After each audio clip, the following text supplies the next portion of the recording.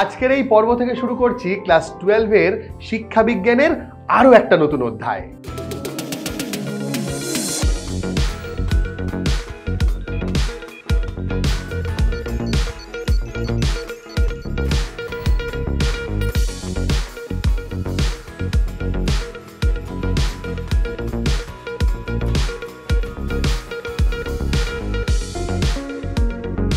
আগের অধ্যায়গুলো থেকে আমরা স্বাধীন ভারতে গঠিত বিভিন্ন শিক্ষা কমিশনগুলো সম্পর্কে জেনে নিয়েছি।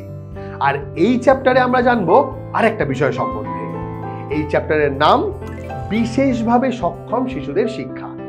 এই অধ্যায়ের ভিডিওগুলোর মধ্যে দিয়ে আমরা খুব সুন্দরভাবে শিখে নেব স্বাভাবিক শিশুদের মতোই বিশেষভাবে সক্ষম শিশুদের জন্য যে সমস্ত শিক্ষা ব্যবস্থা করা হয়েছে সেগুলোর সম্পর্কে।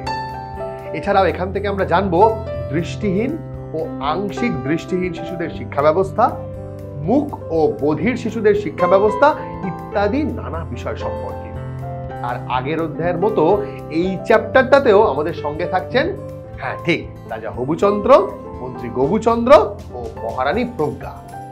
আগের অধ্যায়ের শেষ পর্বে রাজা, মন্ত্রী ও রানীমা শৈল শহর দার্জিলিং থেকে কোথায় চলে এসছেন?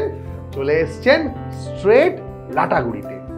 লাটাগুড়ির এক রাজসিক রাজ আমেজ হোমস্টে ট্যুরিজমে থাকার ব্যবস্থা হয়েছে তাদের। আমি কিন্তু ভীষণভাবে উৎসাহী লাটাগুড়ি ঘুরতে ঘুরতে এবং লাটাগুড়ির প্রাকৃতিক সৌন্দর্য দেখতে দেখতে রাজা, মন্ত্রী ও রানীমার কাছ থেকে গল্পের ছলে শিক্ষা বিজ্ঞানের এই চ্যাপ্টারের পড়ার বিষয়গুলো শিখে নিতে। কি তোমরাও বরাবরের মতোই তৈরি তো? Very good. আজকের এই পর্ব তাহলে এখানেই শেষ করছি, আর পরের পর্বে ফিরছি এই চ্যাপ্টারের পড়ার বিষয়গুলো নিয়ে। একদম মিস করবে না কিন্তু।